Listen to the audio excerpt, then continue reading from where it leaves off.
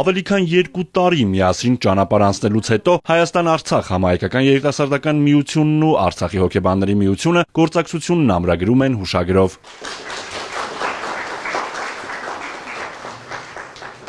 Հայաստանի խնդիրներով մտահոգ երկու մեծ թիմերը պարտավորվում են տարբեր նախագծերով առողջ երկխոսության պայմաններ ստեղծել, ջանքեր գործադրել հանրային համախմբման ու համերաշխության հասնելու համար։ Գործակցության հիմքում արցախցիների իրավունքների պաշտպանության ու նրանց արդարացի պահանջների հարցերն են։ Այսօրվանից երկու կառույցների միջև արդեն ել ավելի պաշտոնական եւ հաստատված այս քայլը մեզ երկու կողմանի ել ավելի պետք է պարտավորեցնի, որպեսզի մենք եթե մինչ այս համատեղ քննարկումներ էինք ունենում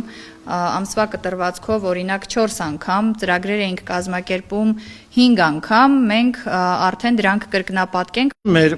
միության համար այսօր հիրավի պատմական օր է, ինչու որովհետև մեր Արցախի հոգեբանների միության ստորագրած առաջին պաշտոնական փաստաթուղթն է, հուշագիրն է, այն գաղափարները, որը դրված են մեր կանոնադրությունների հիմքում եւ մեր մշտական քննարկումների հիմքում, դա մեր երկրի հզորացումն է, դա մեր հասարակության առողջացումն է, դա մեր ընդհանուր գաղափարների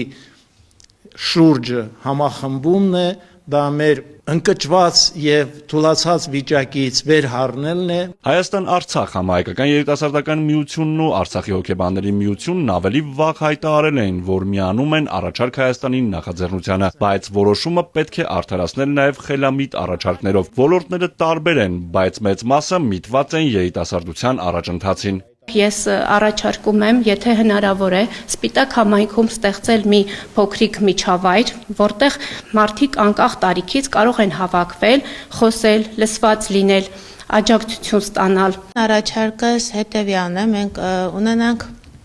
ծնողական ակումբ, թեկուզ շաբաթական կամ ամսական 2-3 հանդիպումներ ունենանք։ Ծնողները տեղյակ չեն ինչն է